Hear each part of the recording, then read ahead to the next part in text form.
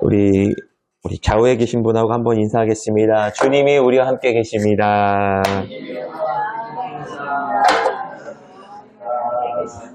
네. 지난주에 이렇게 교회를 처음 방문했는데요. 우리 성도님들, 우리 목사님, 사모님뿐만 아니라 모든 성도님들이 또 대환영을 해주시고 또 이렇게 축복해 주심을 진심으로 감사드립니다. 오늘 성심교회를 오면서 제가 느낀 바는 참 교회 식구들이 얼굴이 환하다, 기쁨이 있다라는 생각이 듭니다. 또 밴쿠버에서 제일 점심을 잘 먹는다는 소문이 돌았어요. 네, 정말 소문대로 정말 제일 맛있는 음식들이 나왔던 것 같습니다.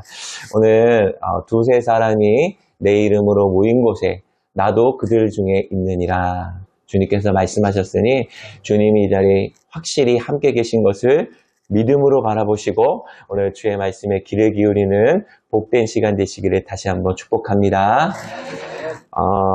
오늘 말씀은 여러분들이 잘 아시는 말씀입니다. 어떻게 보면 이 성경에 있어서 우리 복음에 있어서 가장 기본적이고 또 핵심적인 메시지가 아닐까라는 생각이 듭니다. 여러분, 성경에 기록된 목적이 무엇입니까? 이 땅에서 잘 먹고 잘 살고 성공하기 위해서 기록된 겁니까? 사실은 그렇지 않습니다. 성경의 기록 목적은 우리에게 영원한 생명을 주시기 위함이다 라고 분명히 기록되어 있습니다. 그래서 이 영원한 생명을 얻기 위해서 하나님께서 이 영원한 생명을 우리에게 주시기 위해서 그 아들을 예수님을 이 땅에 보내시고 예수님께서 우리의 모든 병과 저주와 율법의 저주와 그리고 사망과 모든 허물로부터 우리를 자유케 하시기 위해서 십자가에 못 박혀 죽으신 것입니다. 여러분, 구원은요 우리의 노력과 애씀으로 얻어내는 것이 아닙니다. 주님께서 십자가에서 다 이루신 것을 믿으시기 주의 이름으로 축원합니다. 구원은 우리의 인간의 노력으로 된 게 아니라 주님께서 십자가에서 다 이루셨기 때문에 it is finished. 그냥 예수 그리스도를 그 주님께서 당하신 우리를 위해서 죽으신 그 십자가의 은혜를 우리는 믿음으로 받아들이기만 하면 된다라는 것입니다. 그래서 이 생명은 위로부터 부어지는 것이지 우리가 노력하고 애써서 얻어내는 것, 우리가 만들어내는 것이 아니라는 것입니다. 그렇기 때문에 이 말씀은 복음, 기쁨의 좋은 소식이 될 수밖에 없는 것입니다. 왜냐하면 우리가 노력해서 얻는다면 기쁨의 소식이 아닙니다. 그러나 주님께서 다 이루어 놓으셨기 때문에 그것을 거저 은혜로 받는 것이기 때문에 이것은 기쁨의 좋은 소식이다라는 것입니다.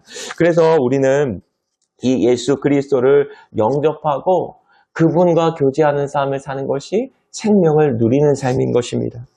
요한일서 5장 12절에 보시면 아들이 있는 자에게는 생명이 있고 하나님의 아들이 없는 자에게는 생명이 없느니라 라고 말씀하셨습니다. 그래서 생명이신 예수님이 우리 마음에 있는 사람은 영생을 가진 자요.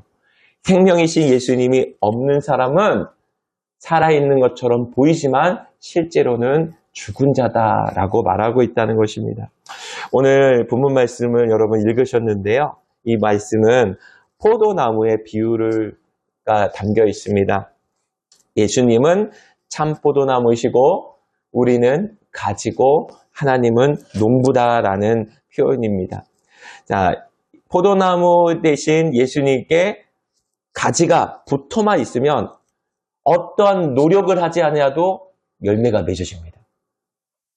신앙생활을 어렵게 하는 게 아니라 사실은 신앙생활은 굉장히 심플할 수 있습니다. 그냥 포도나무이신 예수님께 붙어만 있으면 그 생명력이 우리에게 흘러나오는 것입니다. 저도 기도도 많이 하고 뭐 작전 기도도 하고 뭐도 해봤어요. 그렇지만 사실은 그것을 통해서 생명을 얻고 주님의 은혜를 받는 게 아니라 주님께서 다 이루어 놓으신 은혜를 그분 앞으로 가까이 감으로써 그분과 교제함으로써 우리에게 그 생명력이 은혜가 흘러오게 된다라는 것을 꼭 기억해야 되는 것입니다. 우리가 여기 제가 여기 오늘 꽃을 하나 꺾어 오려고 했다가, 꺾어 오면 불법이 날 것 같아갖고, 그냥 왔는데요. 여러분, 꽃이 아무리 우리 꽃다발을 뭐 졸업식 때는 이렇게 받잖아요. 근데 아무리 아름다워 보여도 그 꽃은 살아있는 것 같지만 일주일 후면 다 시들어버리는 죽은 꽃인 것입니다.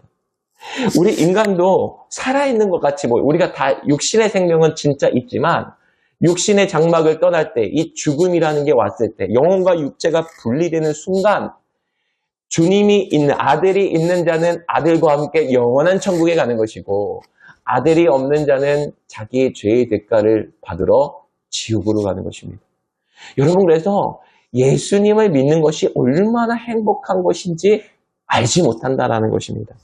오늘 이 포도나무의 비유를 통하여 하나님께 주시는 말씀을 한번 살펴보도록 하겠습니다. 우리 먼저 1절, 2절 말씀 같이 한번 읽어보도록 하겠습니다. 시작. 나는 포도나무요. 물은 내게 붙어 있어. 아버지께서 그것을 제거해 버리시고 물은 열매를 맺는 가지는 더 열매를 맺게 하여 그것을 깨끗하게 하시리라. 아멘. 자, 예수님이 오늘 참 포도나무 1절에 보시면 참 포도나무라고 말씀하십니다. 그래서 여기서 참이라는 단어, 영어 성경은 true라고 되어 있는데요. 이제 진짜라는 의미도 있지만 실제로 존재하는 참 포도나무다라는 의미가 담겨 있습니다. 그래서 예수님을 참 포도나무라고 하신 이유는 유일하고도 그리고 또 단 하나밖에 없는 이 생명에 인간이 붙어 있어야 할 유일한 나무라는 의미가 담겨 있는 것입니다. 그렇다면 자, 예수님이 참이라면 다른 것들은 무엇입니까? 다 가짜라는 겁니다. 자, 우리가 인생을 살면서 돈이 있어야 물론 사는 겁니다. 돈과 명예와 권세와 권력과 좋은 직장과 이 땅의 모든 것이 우리에게 필요한 것이지만 실제로 그것이 있다고 우리가 생명을 갖다고 말할 수는 없는 것입니다. 우리가 진정으로 붙잡아야 될 가치는 예수님 한 분밖에 없기 때문에 나는 참 포도나무다라는 것을 증명한 것입니다. 여러분, 사람은 좀 더 나은 삶을 살기 원하고 좀 더 행복한 삶을 추구하고자 하는 본성이 있습니다. 그래서 무엇인가 추구하고 찾고 마음의 만족을 얻어야만이 살아가는 것입니다. 그것이 바로 하나님의 빈자리가 우리 안에 있기 때문입니다. 그런데 많은 사람들이 그 참 포도나무이신 예수님을 알지 못하니까 다른 것들에게 접붙임을 받아 살려고 애쓰고 노력하고 힘쓰는 것을 우리는 볼 수 있는 것입니다. 그리고 그래서 예수님이 나 외에는 다른 게 없고 참이다라는 표현을 쓰셨습니다. 이어서 아버지는 농부다라고 표현했습니다. 자, 이 말은 아버지는 이 포도원의 관리자이면서도 소유자이시다라는 의미가 담겨 있습니다. 여러분, 농부, 포도나무를 심은 농부의 관심은 어디 있을까요? 당연히 열매에 있다는 것입니다. 자, 이 가지들이 포도나무에 잘 붙어서 열매를 주렁주렁 잘 맺으면 농부가 1년 동안 수고한 모든 그 수고가 사라지는 기쁨입니다. 열매의 기쁨은 아마 심어본 사람들만 알 거예요. 텃밭에서 뭐 이렇게 깻잎 많이 하잖아요. 그렇죠? 예, 깻잎을 막 키워놨는데 위니텍에 보니까 토끼가 와서 다 먹어버려요. 뭐 상추를 막 먹어버려요. 예. 그러면 심은 사람의 마음이 씁쓸하죠. 자, 농부는 열매를 바라고 있기 때문에 열매를 보호하고 거름도 주고 해충을 쫓아내기까지 힘쓰고 애쓰는 일을 한다는 것입니다. 그래서 우리가 참 포도나무이신 예수님을 영접하고 믿을 수 있는 것은 내가 믿은 것 같은데 사실은 농부이신 아버지께서 우리를 접붙여 주셨기 때문에 우리가 그 안에 있을 수 있고 그 생명을 누릴 수 있도록 아버지께서 계획하시고 섭리하시고 보호해 주고 계시다라는 것입니다. 그래서 우리의 이 구원은 노력이 아니라 수고가 아니라 하나님의 전적인 은혜라는 것을 믿으시게 주의 이름으로 축원합니다. 하나님의 은혜로 우리를 부르신 것입니다. 그런데 농부가 하시는 일 2절을 다시 보시면요. 내게 붙어 있어 열매를 맺지 아니하는 가지는 아버지께서 그것을 제거해 버리시고 무릇 열매를 맺는 가지는 더 열매를 맺게 하려 하여 그것을 깨끗하게 하신다라고 말씀하십니다. 자, 말씀을 자세히 보면 좀 이상해 보입니다. 예수님, 이게 나라는 주어는 예수님인데 예수님께 붙어 있는데 열매를 맺지 못하는 나무 가지가 있다라는 겁니다. 자, 그것을 농부가 제거해 버리신다고 말하고 있어요. 자, 예수님께 붙어 있는데 열매를 맺지 못하는 가지는 누구일까요? 자, 그것은 아마 이 당시에 예수님이 있는 당시에는 유다와 같은 사람들, 또 예수님을 믿는 많은 무리들과 같은 사람들이라고 말할 수 있습니다. 자, 가룟 유다는 물리적으로는 예수님과 정말 가까이 있었습니다. 3년 동안 동고동락하면서. 그렇지만 영적으로는 전혀 접붙임 받지 않고 연합하지 못한 사람이었다라는 겁니다. 자, 오늘날로 말한다면 교회는 열심히 나오고 교회 생활은 열심히 하고 봉사는 열심히 하는데 정작 예수님과 1대1 영적인 교제, 1대1 연합하는 인격적 교제가 없는 사람들이 사실은 많다는 것입니다. 여러분, 기독교 역사를 보십시오. 하나님은요, 수많은 사람들을 불러서 하나님의 일을 하시는 것이 아닙니다. 하나님을 정말 예수님을 영접한 그 12 제자를 통해서 세상을 변화시키는 것입니다. 그래서 하나님의 역사는 사람의 많고 적음에 있지 않고 진짜 예수 그리스도를 영접한 사람들을 통해서 이루어가고 있다는 것을 우리는 꼭 기억해줘야 된다는 것입니다. 그래서 예수님과의 그 연합, 예수님과의 그 사귐이 있는 사람들이 있고 교회 안에서는 마치도 예수님을 잘 믿는 것처럼 보이지만 교회 생활을 왔다 갔다 하고 종교 생활만 하고 멈추는 사람들이 많이 있다라는 것입니다. 여러분, 이것이 너무나 중요한 것입니다. 우리가 함께 밥을 먹고 함께 교회 생활을 하고 봉사도 하지만 예수님과 우리가 연합되어 있는가? 우리 자녀들이 예수님과 연합되어 있는가? 이 부분을 항상 생각해보고 점검해봐야 된다는 것입니다. 많은 사람들이 어디에서 속느냐면 보통 대형교회 가시는 분들이 큰 교회를 가기 원하시는 것은 그냥 묻혀서 신앙생활 하기를 원하는 사람들이 큰 교회를 선택합니다. 부담이 되지 않아요.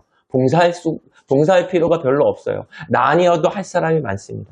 근데 그 안에 살면서 무엇을 했냐면 내가 이렇게 하면 신앙생활을 잘하는 것이고 내가 이렇게 하면 하나님 앞에 설 수 있겠지라고 생각할 수 있는데 죽음의 문이 열리는 순간 하나님과 나와의 관계가 되지 않으면 나는 너를 알지 못하노라 라고 할 수 있다는 것입니다.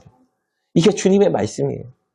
그래서 주님께서는 이 포도나무의 이 비유를 통해서 가지와 나무가 밀접한 관계로 붙어 있는 것이 너무너무 중요하다라는 것을 가르쳐 주는 것입니다. 그것은 바로 예수님과 인격적인 관계가 되어져야 된다. 이 말을 하고 계시는 것입니다.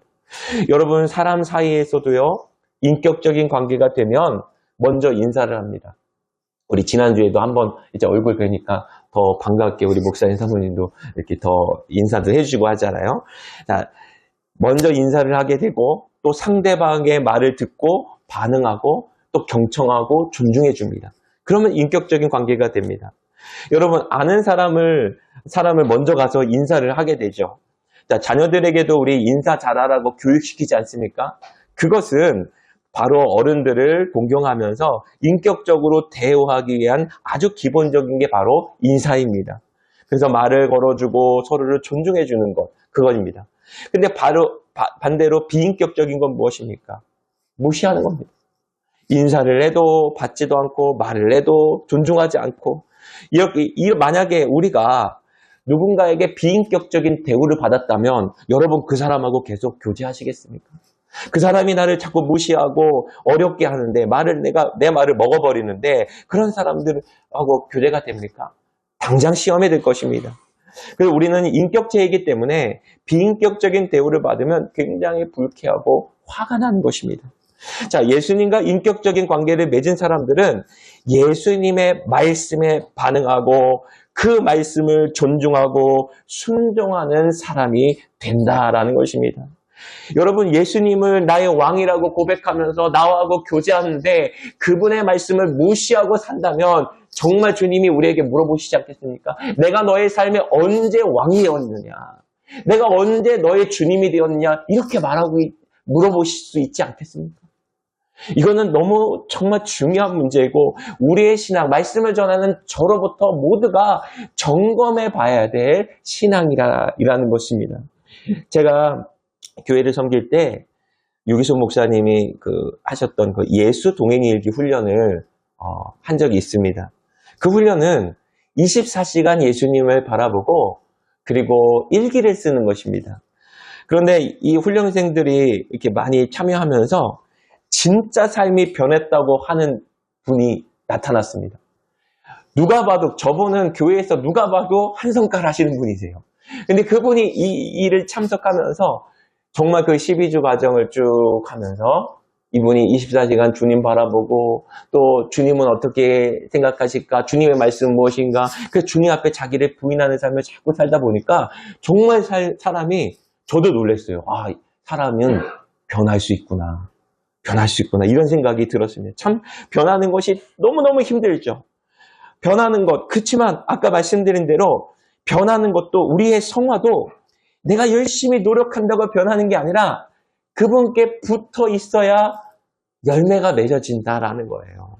그래서 그분의 그 변화되는 모습을 보면서 훈련생들이 감탄하고 감동을 받기도 했습니다. 이와 같이 말씀대로 살아가는 열매 맺는 삶은 주님과 인격적인, 주님을 바라보고 주님을 인격적으로 대우하는 그런 만남이 있어야 된다라는 것입니다. 그리고 농부이신 아버지께서는 열매를 맺게 하도록 더욱 깨끗하게 하신다라고 말씀하셨습니다. 여기서 깨끗하게 하신다라는 이 단어의 뜻은요, 정화한다라는 의미입니다. 정화. 자, 우리 인간은요, 타락한 본성을 가지고 있습니다. 이 말씀을 전하는 목사라도 이 더럽게가 짝이 없는 본성을 가지고 있습니다. 여러분, 목사는요, 죄가 많은 사람이 목사 되는 거예요. 죄 없는 사람이 목사 되는 게 아니라 죄가 많아서 하나님의 은혜를 입은 자들이 주의 종으로 부르심을 받는 겁니다. 우리 안에는요, 끊임없이 죄악의 본성이 올라옵니다. 그러나 이 농부이신 하나님께서 우리가 예수님께 잘 붙어서 아름다운 열매를 맺도록, 이 정화시키도록 깨끗하게 하시는 일을 하신다라는 거예요. 어떻게 해요? 우리를 때로는 물 가운데도 지나가게 하시고 불 가운데도 지나가게 하셔서 우리를 고난과 연단을 통해서 우리의 불순물을 빼버리고 모든 죄악들을 빼버리고 주님을 닮아가는 거룩한 모습으로 정금같이 만드시기 위해서 우리를 고난의 훈련으로, 연단으로 집어넣으신다는 것입니다. 여러분, 성경을 자세히 보십시오. 하나님을 잘 믿는 모든 사람들은 하나님께서 더 그들을 깨끗하게 하셔서 풍성한 열매를 맺게 하기 위하여 고난과 연단을 주셨다는 것입니다. 욥도 그랬고 요셉도 그랬고 다윗도 그랬고 모든 믿음의 사람은 그 연단과 광야의 시간을 통과하게끔 만드셨다는 것입니다. 그래서 하나님은 환난을 인내는 연단을, 연단은 소망을 이루어 간다라고 말씀하시면서 우리를 정화시키는 일을 지금도 하고 계시다라는 것입니다. 여러분, 우리가 삶 자체가 사실은 어려움이에요. 삶 자체가 사실은 힘겨운 거예요. 그러나 하나님께서 이 어떤 어려움 속에서도 하나님이 우리를 사랑하셔서 우리를 붙잡아 주시고 우리를 깨끗하게 하신 하나님의 계획임을 믿는다면, 분명히 하나님을 신뢰한다면 저와 여러분들은 하나님의 계획하신 그 열매를 맺는 그 과정으로 통과하게 될 것을 믿으시기를 주님의 이름으로 축원합니다. 하나님은 반드시 우리를 사랑하시고 그 길에 이끄십니다. 여러분, 하나님은 신실하십니다. 하나님은 실패하지 않습니다. 하나님은 실수하지 않으십니다. 우리가 때로는 고난의 길을 통과하는 것처럼 보이지만 하나님은 일치도 하나도 실수하지 않으시는 분이시는 것을 여러분 굳게 믿으실 때 반드시 하나님의 계획과 섭리 가운데 여러분의 삶들이 나타나게 될 것입니다. 이어서 예수님께서 제자들에게 나의 안에 거하라고 말씀하십니다. 우리 3절, 4절 말씀 같이 한번 읽어보겠습니다. 시작.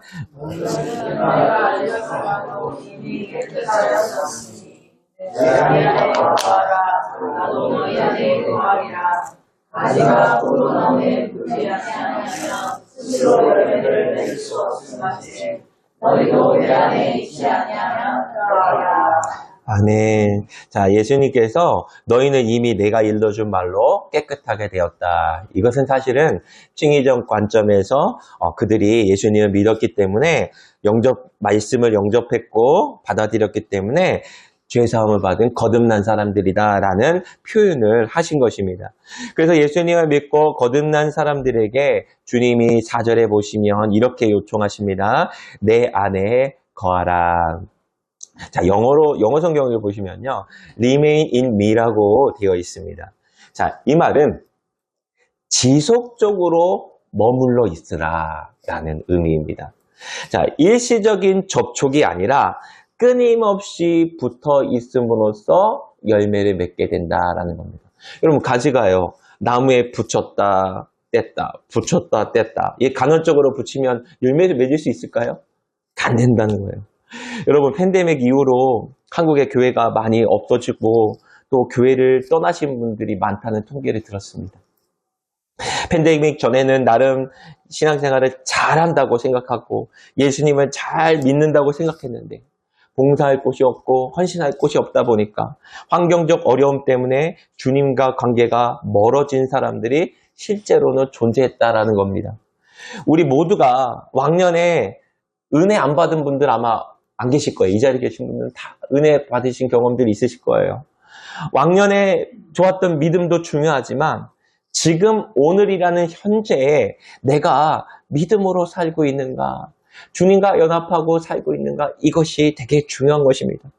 예수님과의 관계가 일시적인 관계, 단 한 번만의 만남이 아니라 지속적인 관계와 만남을 통해서 가져갈 때 우리는 열매 맺는 삶을 살아갈 수 있다는 것입니다. 여러분, 인간관계에서도요, 간헐적인 만남으로는요, 적당히 아는 관계는 될 수 있지만 친밀해질 수는 없습니다. 사랑하는 사람은 늘 만나고 대화하고 헤어져도 전화통 붙들고 있고, 이게 바로 사랑하는 사람들의 특징이라는 거예요. 주님과의 관계가 친밀해지기 위해서는 우리는 지속적인 주님과의 교제와 관계가 필요하다라는 것입니다. 그래서 신앙생활은 오늘 주님 말씀하신 대로 나의 안에 거하라, 예수님과의 친밀한 사귐이라고 말씀드릴 수 있습니다. 그러면 주님과 우리가 하나가 된다라는 겁니다. 죄인인 우리가 죄 없는 예수님의 은혜로 덧붙임 받아서 그 주님의 은혜로 우리를 덮어주셔서 우리로 하여금 의로운 자로 우리를 삼아주시는 은혜가 있게 되어진다라는 것입니다. 여러분, 사귀는 사람은요, 서로 닮아갑니다. 가끔 제가 보면 부부가 너무 닮은 사람들이 있어요. 그런 사람들을 저는 얘기해요. 천생연분이라고. 얼굴도 닮고 말투도 닮고 그래요. 그 닮은 사람들 보면 이 사람들이 서로 대화를 많이 하는 사람은 서로 말투도 언어도 뭐 행동도 표현도 이 단어도 닮게 되어 있습니다. 제가 군 생활할 때 고참들이 2명 빼고는 다 경상도 사람들이었어요. 그래갖고 다 그 경상도 사투리가 막 나오는데 저는 서울에서만 살았거든요. 경상도 사투리가 제 귀에 이제 익숙한 겁니다. 그랬나 안 그랬나 네가 해라 이러면서 사투리 막 하는데 저도 모르게 사투리가 튀어나오는 거예요. 자꾸 주님과 사귐이 있잖아요. 그러면 주님의 마음이 전달이 돼요.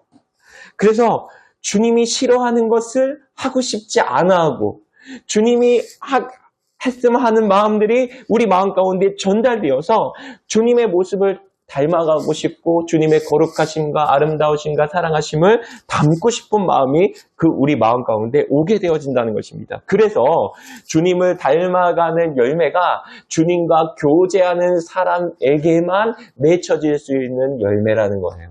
왜냐하면 주님을 알아야 주님을 닮아갈 수 있죠. 그래서 주님과의 교제를 통해서 주님과의 사귐과 열매가 맺혀지는 것입니다. 우리가 성경을 지식으로 안다고 예수님을 닮아갈 수 있는 거 아닙니다. 지식은 우리의 삶을 변화시키지 못합니다. 우리가 흔히 착각하는 게 내가 많이 안다고 믿음이 좋다고 생각하는 착각입니다. 그래서 교회 안에서 신앙생활 오래 하면은 믿음이 좋다고 스스로 생각을 해요. 그러나 믿음은 지식이 아니라 삶입니다. 삶이 바뀌려면 주님과의 사귐이 있어야 삶이 변하게 되어진다는 것입니다. 자, 성경 전체는 하나님께서 우리와의 그 교제를 위한 초청이자 부르심이라는 것을 알 수 있습니다. 그래서 우리가 어떠한 죄인이랄지라도 여러분 살인자도 예수님 만나면 변화됩니다. 여러분 그거 믿으십니까? 그게 살인자에게 무슨 선한 게 있어요. 선하신 예수님을 만나니까 살인자도 변하여 새 사람이 되는 것이죠. 이처럼 예수님의 생명이 예수님과 교제하는 사람들에게 부어짐으로써 영원한 생명, 거듭난 생명, 그리고 주님을 닮아가는 사람으로 되어진다는 것입니다. 그래서 오늘 주님은 우리를 초청하십니다. 내 안에 거하라. 그러면 나도 너희 안에 거하리라. 주님 안에 거할 때 이 주님의 부르시는 성령의 음성을 들으시고 오늘 주님의 그 거룩한 사귐의 초대에 우리가 아멘으로 응답하시고 더 주님 안으로 들어가시는 우리 성진의 식구들이 되기를 주의 이름으로 축복합니다. 우리 이어서 5절, 6절 말씀 같이 읽어보겠습니다. 시작. 그 안에 내가 안에 거하며 사랑의 열매를 맺게 되나니 나를 떠나서는 너희가 아무것도 할 수 없으니라. 사랑의 열매 안에 거하지 아니하면 가지처럼 밖에 떨어져 마르나니 사람들이 그것을 보았다가 불에 던져 살르느니라. 아멘. 자, 우리는 이 말씀을 잘 귀담아 들어야 됩니다. 자, 주님을 떠나서는 아무것도 할 수 없다라고 말씀하셨습니다. 자, 이 말은 주님을 떠나면 복받지 못하고 병이 들고 사업이 안 된다는 말을 하는 것이 아닙니다. 주님과 멀어지고도 겉으로는 다 보이는 것이 잘 되는 사람이 꽤 많습니다. 그러면 저 예수님 안 믿는 사람들 다 안 돼야 돼요. 사실 그건 아닙니다. 여러분 이스라엘의 초대왕 사울을 보십시오. 하나님께서 왕으로 기름 부으셨는데 하나님 말씀을 계속적으로 불순종했습니다. 하나님께서 선지자를 통해서 이렇게 말합니다. 내가 그를 왕 세운 것을 후회한다. 내가 그를 버렸노라 그랬습니다. 분명히 하나님으로부터 버림받은 것은 오래되었지만 사울은 80세가 되기까지 그가 왕위를 계속 이어갔고 그 누가 봐도 겉으로 볼 때는 사울이 하나님께 버림받은 사람이라고 아무도 예측하지 못했을 것입니다. 왜냐하면 겉으로는 너무너무 잘 됐기 때문입니다. 사울은 그 후에도 계속 전쟁을 이기고 계속 왕위를 누렸기 때문에 사울이 저주받은 사람이다, 하나님이 떠난 사람이라 생각한 사람은 아무도 없었다는 것입니다. 여러분 이것이 바로 우리에게 정말 위험한 것입니다. 여러분 겉에 나를 떠나서 아무것도 할 수 없다라는 것은 이 땅의 것을 먹고 살고 뭐 이런 것을 못한다는 게 아니라 주님과의 연합이 끊어진 사람은 영원한 생명이 없다라는 것을 이야기하고 있다는 것입니다. 그래서 우리가 이 주님과의 붙어있는 삶이 최고의 가치 있는 삶이다 라는 것을 꼭 기억해야 되는 것입니다. 여러분 포도나무의 그 가지의 존재의 목적은 열매 맺는 겁니다. 만약에 그 가지가 열매를 맺지 않으면 오늘 아버지가 그걸 꺾어서 불에 태워버린다라고 말하고 있습니다. 왜냐하면 존재의 목적을 잃어버렸기 때문이라는 것입니다. 결국 땔감으로만 쓸 수밖에 없다는 것입니다. 우리가 그래서 주님을 떠나서 잘 되는 것은 그것도 필요하지만 이것은 전부가 아니라는 것을 꼭 기억해야 되는 것입니다. 탕자가 아버지를 떠났을 때 유산을 가지고 다 잘 살 것 같았지만 실제로는 아버지가 없으면 아무것도 아니라는 것을 알게 된 것이지만 그것입니다. 우리가 세상의 것을 얻으려고 열심히 뛰어다니지만 주님과의 관계를 위해서는 어떠한 노력을 하고 있는지 한 번쯤 우리 자신을 점검해 봐야 됩니다. 미래는 준비하는데 영생을 준비하지 않고 살아가진 않는지도 돌아보아야 된다는 것입니다. 그래서 우리는 이 주님과의 관계를 갖는 것을 생명처럼 귀하게 여겨야 됩니다.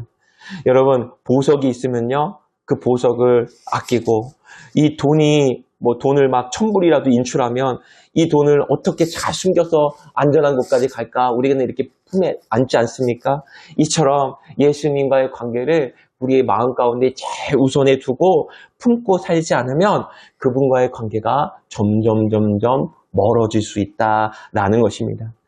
자, 그래서 이것을 꼭 기억하셔야 됩니다. 그리고 주님이 7절에 이렇게 말씀하셨습니다. 같이 읽어보겠습니다. 시작. 너희가 내 안에 거하고 무엇이든지 원하는 대로 구하라. 그리하면 이루리라. 아멘. 자, 주님 안에 거하는 방법에 대해서 가르쳐 주셨는데 예수님의 말씀을 마음에 간직하면 새기는 자는 주님 안에 거하는 자라는 것입니다. 여러분, 주님 안에 내가 주님을 믿고 주님 안에 거한다고 하는데 예수님의 말씀이 마음에 없고 내 마음대로 산다면, 내가 주인된 삶을 산다면 주님과의 그 교제가 있는 삶이라고, 붙어 있는 삶이라고 말할 수가 없다는 것입니다. 그러나 주님께서 내 말이 너희 안에 거하면 너희가 내 안에 거하고, 그리고 그 말씀이 우리 안에 거하니까 말씀이 이루어지는 삶을 살게 된다라고 말하고 있다는 것입니다. 여러분, 우리의 삶이 아무리 어렵고 답답해도 주님의 말씀이 들리면 살아납니다. 사실 우리의 삶이 어려워서 어려운 게 아니라 주님의 말씀이 안 들려서 어려운 거예요. 아무리 칠흑같이 어려움을 걷고 있어도 주의 말씀이 들리는 자는 반드시 살아나고 소망 가운데 살아나는 것입니다. 왜냐하면 주님과 소통하는 그 사람은 주님과 소통하는 사람이기 때문인 것입니다. 사람과의 교제에서도 사귐이 되려면 대화를 많이 해야 되지 않겠습니까? 대화를 많이 해야 친해지지 않습니까? 우리가 영어가 잘 안 되니까 외국인 친구들하고 깊은 교제를 할 수 없지 않습니까? 자식이 영어밖에 못하면 나중에 깊은 얘기를 하지 못해서 그 부모님이 탄식하는 얘기를 저한테 한 적이 있어요. 우리 애가 이제 어느 정도 이제 컸는데 사춘기가 됐는데 자기의 그 어려움을 말하고 싶은데 영어밖에 못하는 거예요. 근데 그 깊은 영어를 이해하지 못하니까 서로 소통이 끊어졌다라서 탄식하는 이야기를 들은 적이 있습니다. 말이 통해야 사귐이 되잖아요. 이처럼 예수님의 말씀이 들려오고 믿어져야 주님과 사귐이 계속되는 겁니다. 자, 말씀이 들려오지 않으면 우리의 믿음이 자라지가 않습니다. 성경의 문자는 읽을 수 있는데 문자 속에 담겨있는 아버지의 마음이 와닿지 않으니까 우리의 심령이 변화되지 않습니다.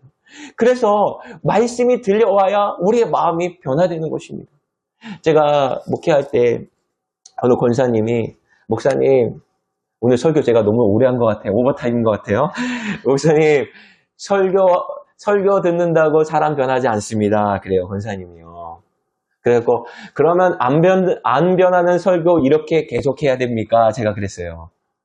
자, 그러면 설교 해야 됩니까? 우리 한번 진짜 설교 시간이, 푸른 초장과 실만한 물가로 이렇게 인도하는 시간이 아니라, 깊게 주님을 만나는, 입신하는 깊은 시간이, 되면 또 그거 곤란하잖아요. 자, 설교가 시간이 됐든, 큐티 시간이 됐건, 어쨌든 개인 시간이 됐든 간에, 주님의 말씀이 들려오는 사람만 변화되는 거예요. 그래서 레마의 말씀이 우리 마음에 탁 꽂힐 때 어떠한 죄인이라도 탁 꼬꾸라치는 거예요. 우리가 그래서 말씀이 들려올 수 있도록 하나님 앞에 우리의 죄를 자백하고 예배 전에 기도하는 것이 그것 때문에 아닙니까? 하나님 말씀이 우리에게 생명이라고 우리는 다 알고는 있어요. 그렇지만 그 시간에 하나님 말씀이 내게 들려오기를 갈망하며 기도하는 그런 마음들이 우리에게 얼마나 있는지 돌아봐야 된다는 것입니다. 그래야 하나님의 성품이, 말씀에 담긴 성품이 내 심령에 다가오는 겁니다. 여러분, 인간은 죽었다 깨어나도 노력으로 안 변합니다. 율법으로 안 변합니다. 착하게 살아라, 사랑해라, 용서해라 말해도 그거는 이론뿐이에요. 절대로 안 변합니다. 그러나 주님의 말씀이 레마로 나에게 들려올 때 내가 주님 앞에 꼬꾸러지게, 내가 내 것을 내려놓게 되어진다는 것입니다. 그래서 우리는 말씀을 가까이 해야 돼요. 그리고 하나님의 말씀에 귀를 기울여야 되는 것입니다. 이럴 때 주님은 참 제자가 되고 열매를 많이 맺고 또 내 제자가 되리라 라고 8절 보시면 써 있습니다. 우리는 열매가 적을 수 있습니다. 그러나 분명한 것은 열매가 작더라도 나타나야 된다라고 말씀하시는 것입니다. 그래서 주님께서는요, 나의 사랑 안에 거하라. 오늘 9절에 그렇게 말씀하셨습니다. 자, 여러분, 예수님이 우리를 사랑하십니다. 여러분, 우리가 주님의 말씀을 믿어야 되는데 뭘 믿어야 되는지 아십니까? 주님이 나를 사랑하시는 걸 믿으셔야 됩니다. 그분의 사랑이 믿어져야 우리가 거듭납니다. 그분이 나를 사랑하시고 나를 섭리하시고 나를 아끼시고 눈동자같이 보살피시고 걸음마다 자국마다 하나님 정말 모든 길 가운데 계획하고 섭리하시고 보살피고 계신다라는 그 사랑이 믿어질 때에 우리는 비로소 내 길을 버리고 주님의 길을 걸어갈 수 있습니다. 우리 사랑하는 우리 성진교회 성도 여러분, 하나님께서 저와 여러분을 아끼고 사랑하시고 십자가에 자신을 내어주기까지 사랑하신다는 것을 마음속에 잃어버리지 마십시오. 그것을 마음에 두고 사셔야 됩니다. 그래야 우리가 하나님의 사랑을 나타내고 그 사랑 속에 살아갈 수 있는 것입니다. 오늘 주님께서 나의 안에 거하라, 내 말에 거하라, 나의 사랑 안에 거하라 라는 주님의 말씀을 기억하면서 예수님 안에서 날로 열매 맺고 또 믿음이 성장해가는 우리 성진의 식구들 되시기를 주의 이름으로 축복합니다. 이 시간 우리 같이 기도하며